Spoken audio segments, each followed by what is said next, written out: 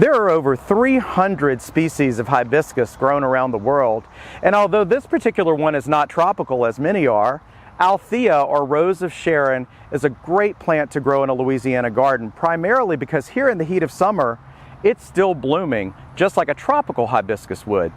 But Altheas are a deciduous shrub though, and you can see these beautiful dark green finely toothed leaves that it has, and it'll typically grow as like a multi-trunk shrub or a small tree, reaching heights of 8 to 10 feet, although you may find some that are larger.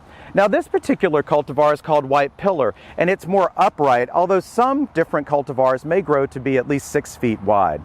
Now, the blooms are either single or semi-double in shades of white, pink, purple, reddish colors, and even some bluish colors.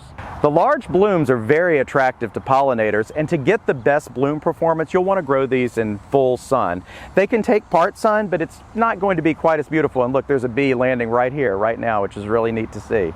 So when it comes to planting these, you do want to choose an area that's got good drainage.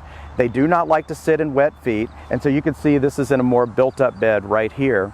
You'll also want to make sure that you plant them in the fall or the winter because they are a deciduous shrub. And when it comes time to prune in late winter or early spring, but they really don't require much maintenance. They're virtually pest-free, and you can see that they continue to grow in this vase shape pretty much on their own.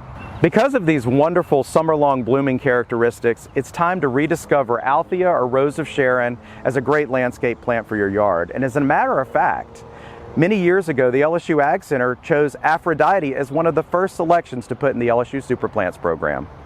For Get It Growing, I'm Jason Stagg with the LSU AgCenter.